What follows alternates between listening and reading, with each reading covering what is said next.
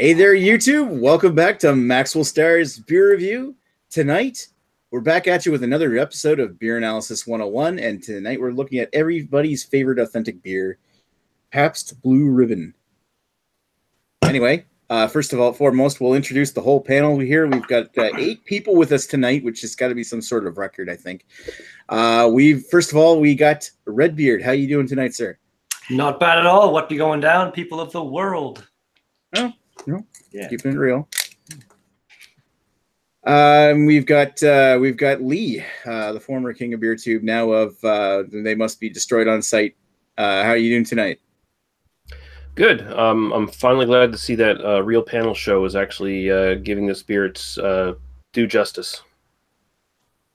Nice. All right, and we got Kent Beer Reviews. Craig, how you doing tonight, sir?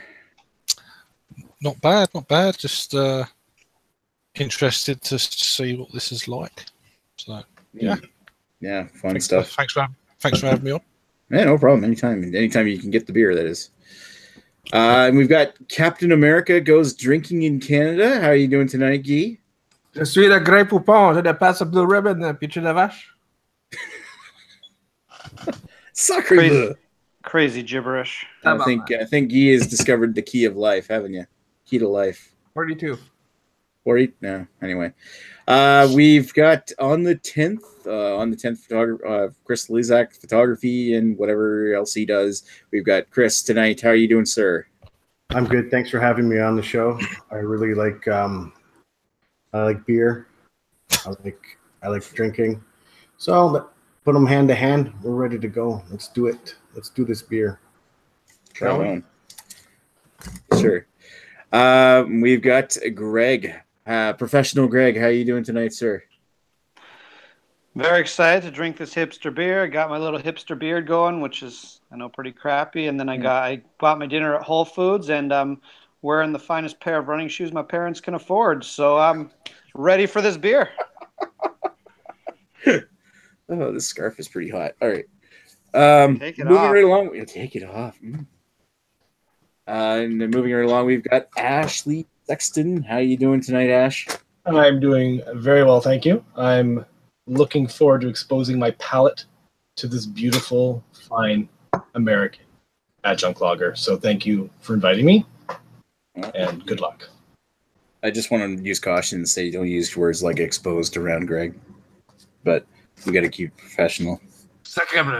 Sacre bleu. We don't have Joe here, so I'm going to do the honors and say, settle down, Nick. All right, so let's move right along to the history of Pabst Blue Ribbon, and you guys might want to take a seat and crack open your beers because this is a long one this week. I was surprised that there was this much information that I could find on Pabst. All right, so Pabst Brewing Co. started life as the Best Brewing Company, founded by Jacob Best in 1844 in Milwaukee, Wisconsin. In 1862, the daughter of the original founder and owner of Best Brewing at the time, Maria Best, married Frederick Pabst, the son of German immigrants who had moved to the United States in 1848.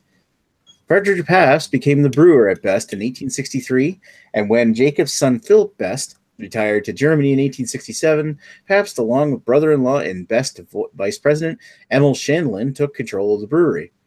In 1871, the nearby city of Chicago was decimated by the Great Chicago Fire, destroying 19 breweries in the city. As a result, this positioned neighboring Milwaukee, to become the leading beer-producing city in the United States at the time. The brewery's flagship beer was a lager introduced in 1875 called Best Select, and in 1882, after winning some awards, Pabst began the practice of tying blue silk ribbons around the neck of every bottle of Best Select.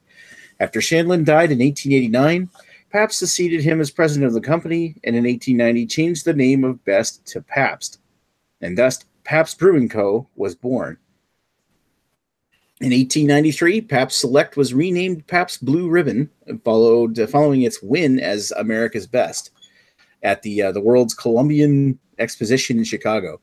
Whether or not the brewery actually won this award is unclear, as contemporary accounts showed many vendors frustrated at the expo that did not give such prizes out. However, by then, Pabst had already won a number of awards at other fairs and had already been referred to as the Blue Ribbon beer. At this point, 1 million feet of blue silk ribbon was being purchased annually to be tied around the necks of bottles. This process was suspended during World War I due to shortages, brought back briefly after Prohibition before being phased out finally in 1950. Sales of Pabst Blue Ribbon peaked in the 1970s but declined by the 80s and beyond, dropping from a peak of 17 million barrels annually in 1977 to less than 1 million barrels by 2001. In 1996, Pabst shifted their entire beer production to the Stroh Brewing Company, closing the 152-year-old Pabst Brewery. In 1989, Pabst bought out Stroh, and in 2001, what remained of Pabst was relocated to San Antonio, Texas, and production was contracted to the Miller Brewing Company. In the 2000s, though, Pabst enjoyed a brand revival as their beer became emblematic of the hipster counterculture movement. The brand has opted not to embrace the hipster label in its marketing out of fears of doing so may jeopardize the very authenticity that has made PBR popular. Instead, Pabst has targeted this market by sponsoring indie music, local businesses, facial hair clubs, yes, you heard that right, public radio programming, and allowing users to submit fan art to their website and Facebook pages. The current Pabst brand portfolio, thanks to the Stroh buyout, includes a number of American classic adjunct lagers, such as National Bohemian, Lone Star Beer, Old Style Lager, not the Molson one, but the American version, Rainer Beer, Schlitz, Old Milwaukee, Stroh's, of course, Blatz, the U.S. version of Colt 45, Stag, and many others. As for Pabst Blue Ribbon, what is it today? It is an American adjunct lager with an ABV range hovering around 5%, varying by region. In Canada, Pabst is brewed and sold by Sleeman Breweries under license from Stroh at 4.9%. Right on. All right, so before we move over to the panel, and I'm glad that everybody stayed quiet throughout this whole thing and enjoyed listening to me, possibly. Let's move over to the comments. Since I guess, Lee, did you want to do that? Sure. And I'll promise not to put the glasses back on. Yeah, you can do whatever you want, man. It's your show. So far we just have one real comment. It's from Raining on Your Parade, and it says, "Okay, all right, let's get the good times rolling. Got me a 24-ounce can of Pabst Blue Ribbon for $1.89. Nectar of the Gods." Damn. And yeah, and Andrew Watts just chimed in, says, "Cheers, boys. Got myself 6 tall boys of this. It is so. Hey, Redbeard," he says. Nice. Must be in Ontario. I think the Ontario can get tall boys for like $10, 6-pack. As for Raining on Your Parade, I have only two questions. Where'd you get it? Is it a Texaco or an Exxon or Shell that you bought that? Which gas station did you buy that beer from? All right. So let's move right along to our panel. And what's your history with this beer, Redbeard? Not really that extensive at all. I've had it now and then. It's like if someone has some and they're having some beer, they offer me one, I'll have one. But I don't think I've ever bought it myself before today. So that's kind of a new experience for me. Wow. All right. And Lee, I'm pretty sure you have a history with this beer, don't you? Yeah, I can't remember exactly when I first had it. I can't quite pin that down, but it's been a constant sort of macro go-to for me, like right alongside stuff like Coors Banquet and beers like that. It's if I'm in the mood for something that's just strictly macro made, and basically just your sort of dirt cheap kind of standard American adjunct lager. This is one of the ones I tend to gravitate towards. So I've definitely had it a lot of times and have enjoyed it. Nice. All right. So moving right along, let's go to Craig. What's your history with this beer? This is my first time having it. It's not been available in supermarkets until fairly recently. In the last, few months. It's been available online, but I'm not paying a premium for postage and packing for this. So, but on and off. But it's probably been available longer. But it's only just come to my attention that it's in supermarkets. So I paid £2 for a bottle of this, which is 660ml. And mine is 4.6%. 4.6%. I'm curious, like, what in Canada this is made by Sleeman, but who's it made by in the UK? Do you know? I was having a look for that on the bottle. I haven't done no research, of course, but it's nothing on the bottle that says what's going on. So, don't know if you guys get it in bottles. Do you get it in bottles this size, or? I've never seen it in bottles. Not there. I've never seen them in bottles like that. Just in either cans or just standard 355 milliliter bottles, 12-ounce bottles. Yeah, we get them in 6-pack cans as well. I assume they're 355 ml or 12-ounce, whatever. I just ask quickly. Would you think maybe something like Shepherd Neem would be a likely suspect for maybe brewing that, or? It's possible. But I haven't heard of that. But then a lot of these kind of breweries, they go under the radar what they brew with some of these beers. Right. I just seem to recall that Shepherd Neem has done like other contract breweries. Oh, okay. So yeah, I just found an article here on a quick Google search that Tennant's makes it. Oh, okay. Well, that makes it. Well, there you go. Okay, there you go. All right. Moving right along. Let's go to Guy. So I was just looking up, and the first time I ever had it was August 2014. That's it. That's it. Nothing more to say than that. I had it a few times more after, but yeah, it's like that's it. All right, so moving over to the next one, we've got On the 10th. How are you doing? And what's your history with this beer? Do you have a history with this beer? Well, I do have a history of this beer, but before I say that, I just wanted to say I'm glad you memorized your entire history of the Pabst Blue Ribbon beer. I didn't notice that you were reading anything at all. I'm very proud of you, Nick.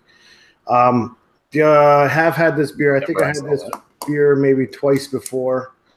And it's funny because I had a lot of other different styles of beer before I was like, you know what?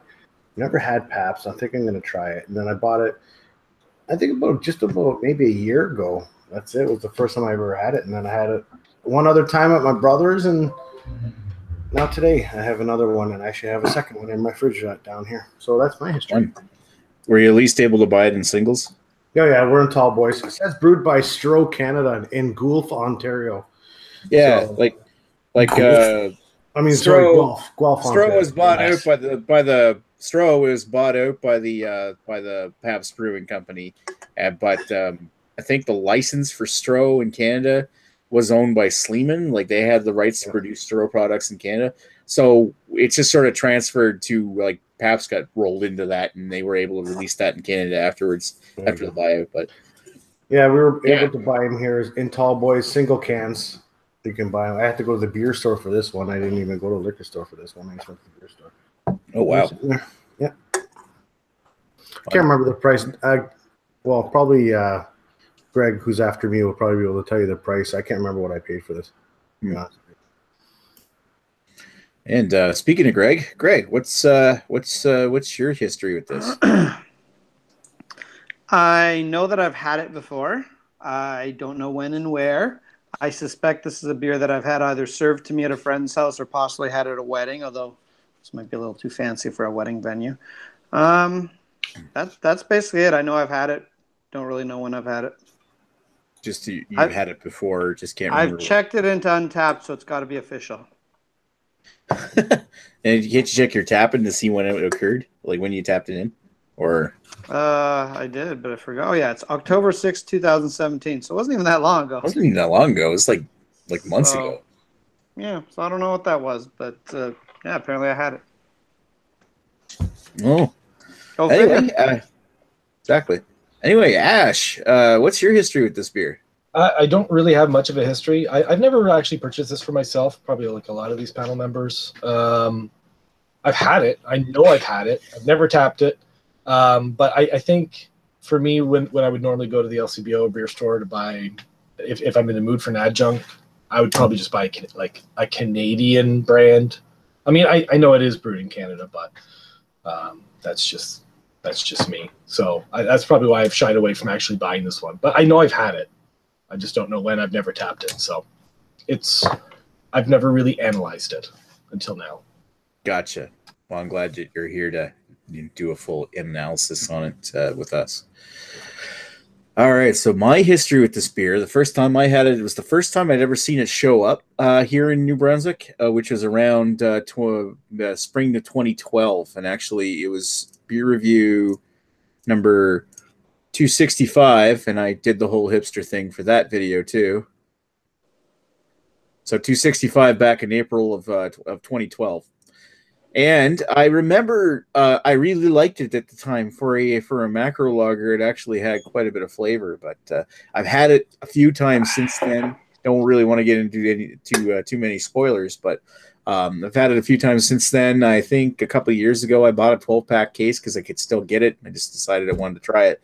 But amazingly enough, I'm looking back and I actually have never tapped this, so I'm not sure what's going on. I thought I had bought a case of this like a couple of years ago, but either way, I bought a 12-pack of cans of this for about $22, I think it was, which is, pretty cheap for New Brunswick. It's definitely budget beer price, even though $22, Joe would probably say, oh my God, that's expensive.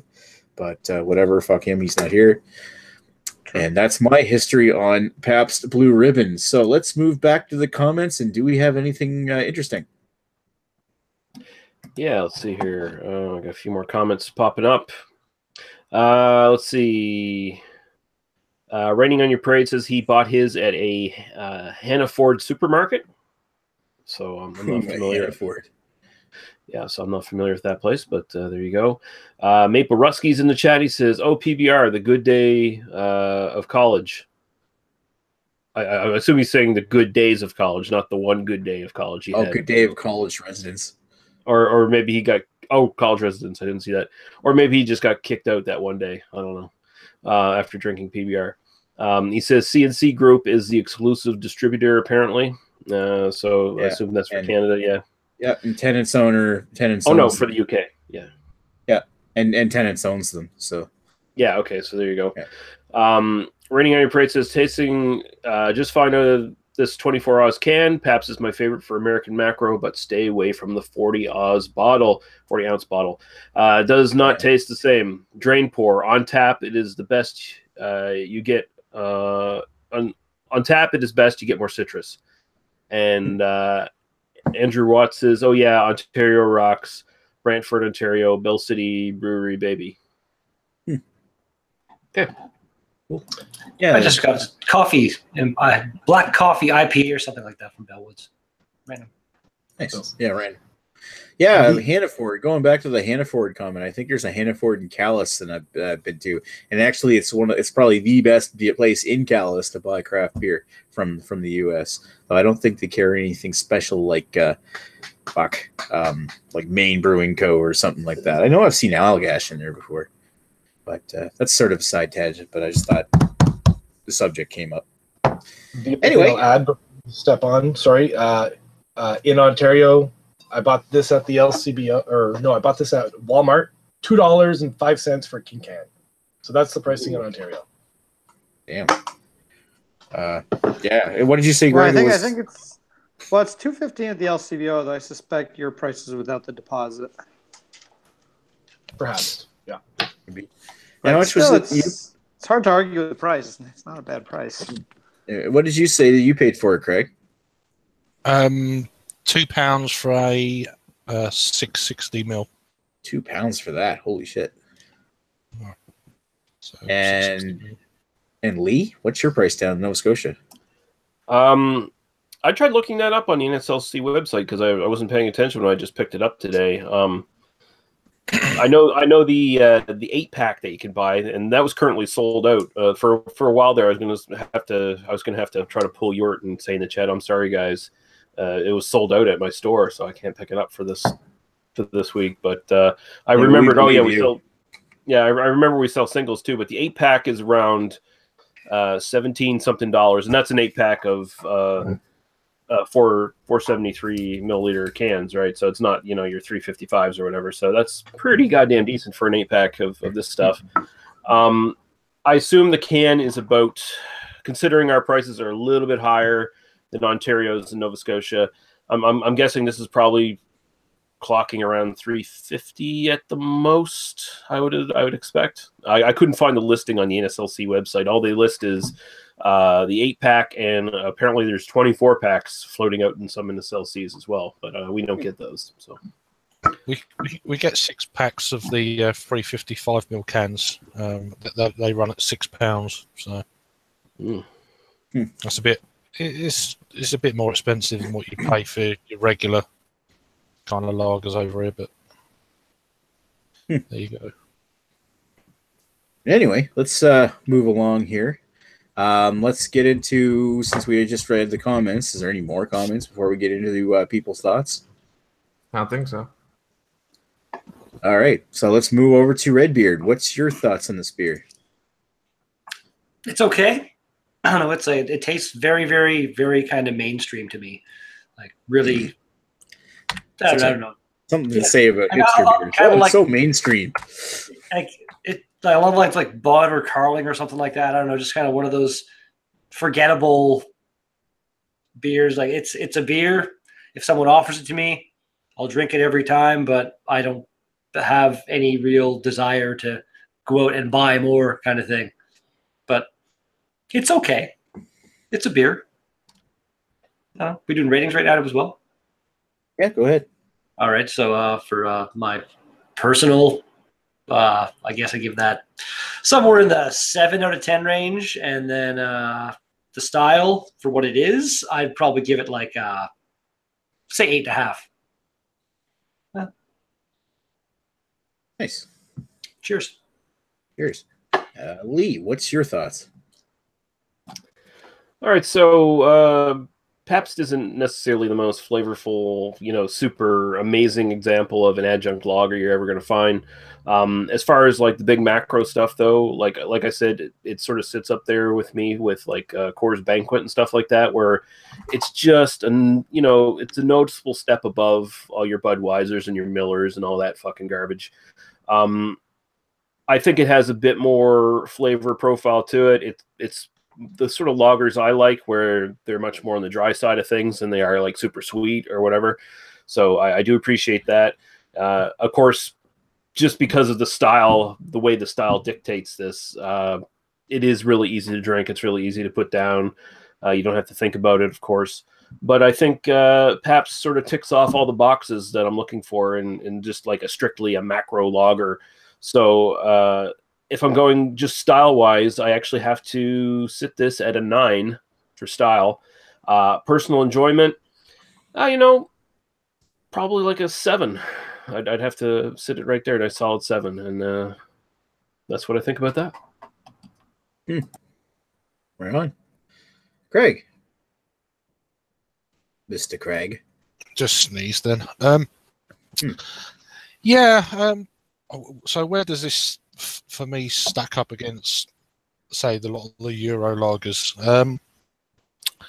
It's a little bit.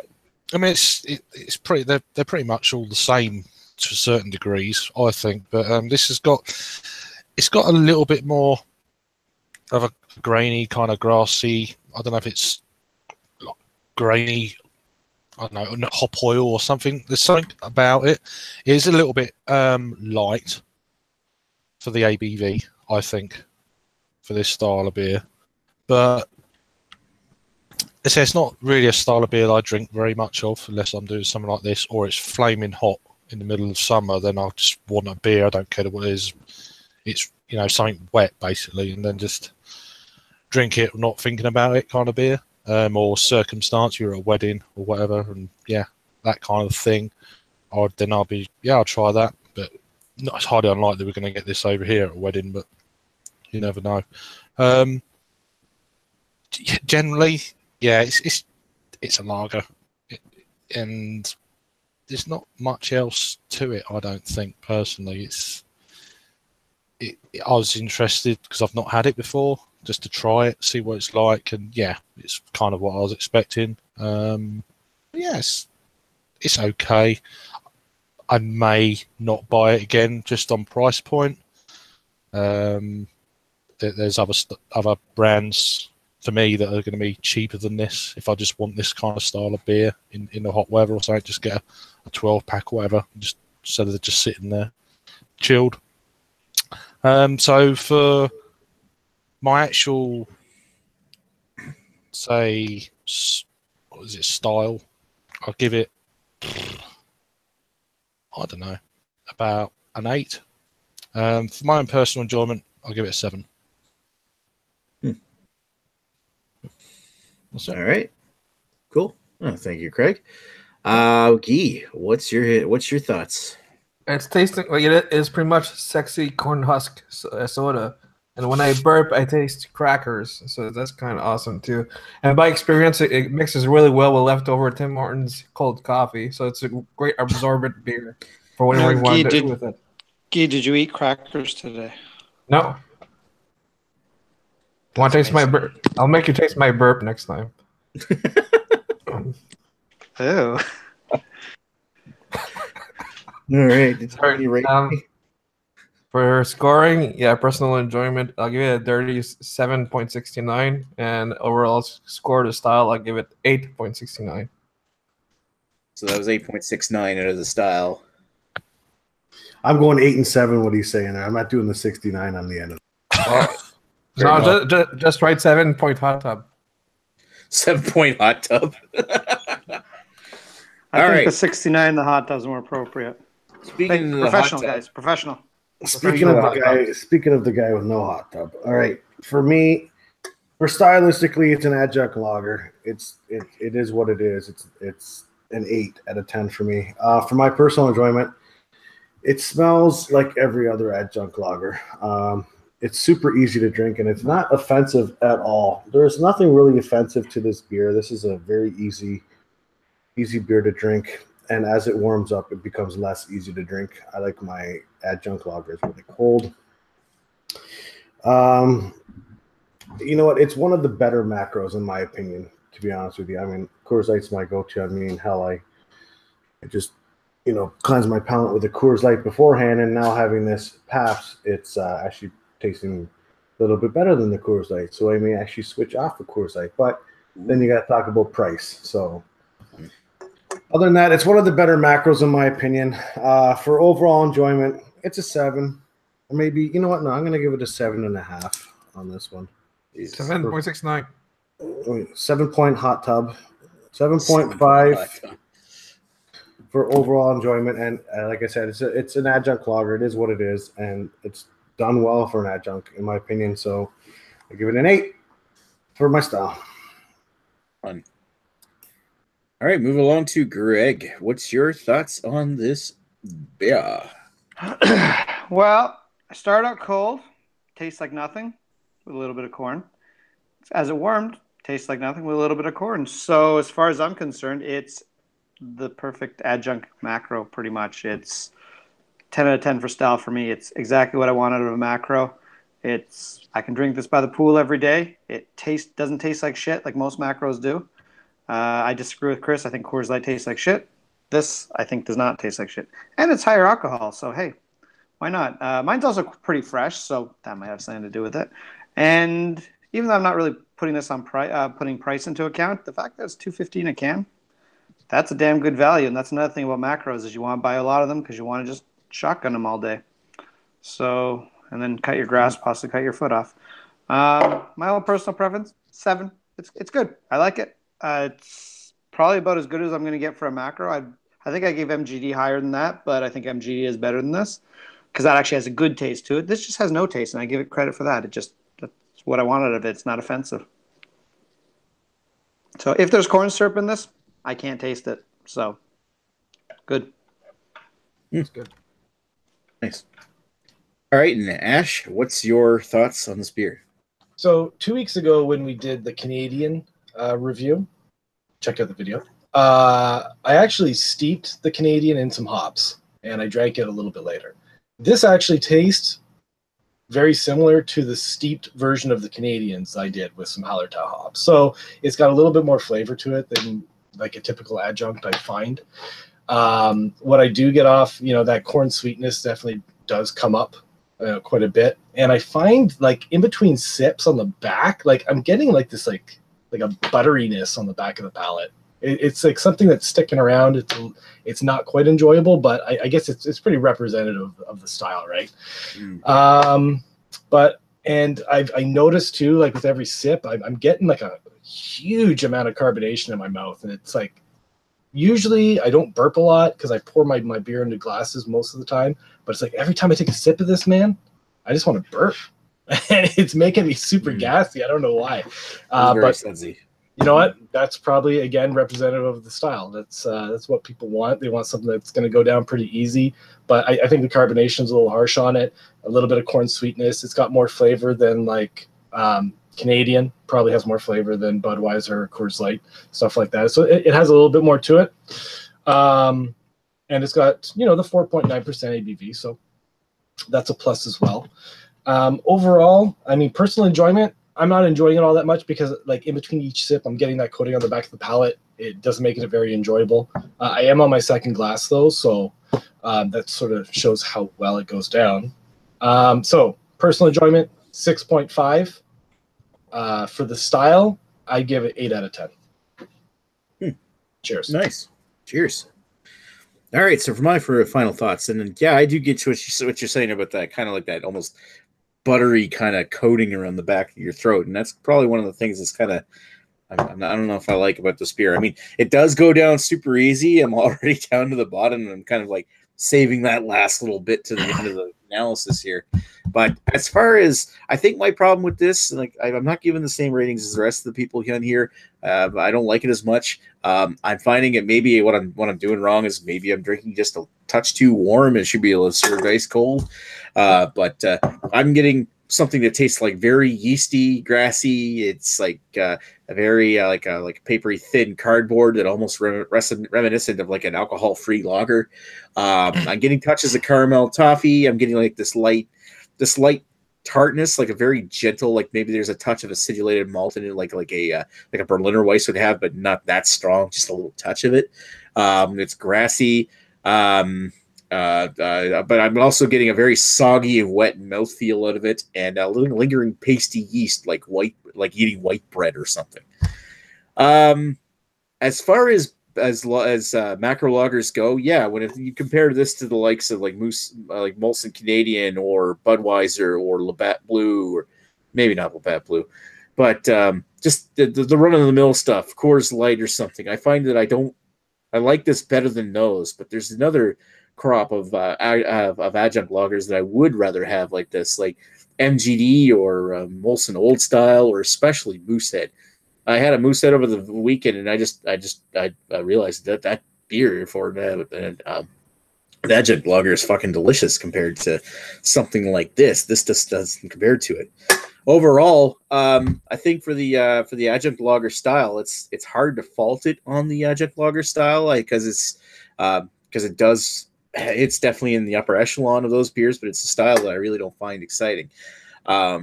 I'm going to give it a 7 out of 10 out of for the style, but personal enjoyment, I'm giving it a 4 out of 10, just because I have a 12-pack of these and I'm not excited about getting through them. Some of them will probably sit there for a while just because this isn't my cup of tea.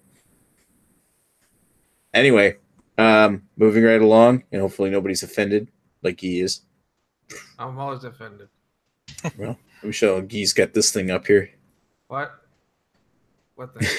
He's got his can. Nice cans. All right, so I just wanted to point one thing out before we move along. When Chris was talking about the price, this is how much a Coors Light 12-pack of cans cost me. $25.49 for a pack. This is how much Pabst cost me. $22.49. So it's even cheaper. Like Pabst would actually be more economical than drinking Coors Light here. Wow. Yeah. Anyway, and it's a higher ABV. Yeah, you get you drunk quicker. All right, so moving along, and we've actually got quite a few comments here. Yeah, but most of them are just back and forth between people in the chat. But Andrew Watts says this beer is a 5.5 for him. It's okay, nothing to it. I'd buy it if I'm camping. It's a camping beer. Rod J's in the chat. Hello, Rod. Hey, Rod. Rating on Your Parade was asking about the different alcohol percentages, and he got the 4.9 answer, and he got the 4.6 answer from Craig in the UK. Yeah. I don't know what it is in the And- States because in Canada it's 4.9, in the UK it's 4.6, but they're all made by different companies. Like Miller makes the States version, I think. Right. And I mean, it's typical. You're going to find a lower alcohol in the UK anyway, because I believe they still have like some pretty oppressive taxes on alcohol content. Tax laws. Yeah. So there you go. Let's see. Andrew Watts says, "What's the cold one for next Hump Day?" So yeah, maybe we should announce that. The great reveal for next week's beer. It's a brewery we've actually looked at here on Beer Analysis 101, but we're going to do their iconic product. Going to look at Bose Lug Tread Lagerdale. You said it wrong. That's Logo Tread. Nick. Logo Tread. Logo Tread. Yeah, okay. I get it. Keep it professional. Doing Logo Tread. Anyway, yeah, so that'll be exciting for next week. If all the Ontario peeps ought to be able to get that one, and probably some of the US and people. Some US people can too. Yeah. I'm not sure about the UK if you can get this or not, but it's next week's beer anyway. I'll have a look online, see if it's around. But Sure. All right, so that said, anybody got any final thoughts? No. I'll mention Raining on Your Parade's last comment says he's not seen Miller Genuine Draft in years. That would be a good battle with Pabst, like if we were to do a comparison or something. But Yeah, I got to say that was the big surprise when we actually did the beer analysis on Miller Genuine Draft. That we actually really liked it. It was a very flavorful beer compared. I don't know what it is about this. panel. Yeah, you weren't. You should have been because you would have liked it too. what was the overall score? Oh, yeah, we got the scores coming up here soon from Chris. I'm going to present him, and he's going to give us a presentation. A viewer. Oh my! A presentation of your. Oh, okay. Anyway, we're 0 out of 10. All right. Sir, not appearing in this chat. That's way too funny. Okay, so guys, this is our. Let's see what we're doing here. I'm trying to get this thing going here. Oh, Anyway, PowerPoint. so our overall score. Here's our professional. styles. So Here's our professional. styles, guys. Ready? Here we go. This is our finals here. We got Oh, 8.31 for style and our overall enjoyment average of 6.63. So that's what we're looking Yeah, at. you don't see this sort of fancy stuff on those other panel shows. That really And if are you terrible. notice something in the bottom corner we here, actually have graphics here. that It's in the says- bottom corner. What's in the bottom corner there? What's that say? I think it says There is no hot tub. Oh, there is no hot There's tub. no hot Okay. tub. All right, so just making sure. Well, guys can see that. He's trying to keep it a surprise. How nice! You want to Cool. surprise us? I just lost power for a second. I gotta check the playback and my lights flickered on screen. So anyway, All yeah, right. that's our overall scores there, guys. Right on. Excellent. Thank you for putting that graphic together. That's why we were your most professional beer examination. That's on why I YouTube. told you guys to stall for a minute. Now I got that template. We're gonna use Yeah. it. Very graphic. Very graphic. Very Yeah. graphic. Anyway, and you'll be able to do a thumbnail real quick too afterwards. Yep, I'm already working on it for when we do our after show. Nice. Alrighty. So I think that pretty much wraps things up. Anybody get any final thoughts? Is there any final comments? No, well, here's my final comment. My final thought on this one. Sorry, Lee, before you started reading comments there.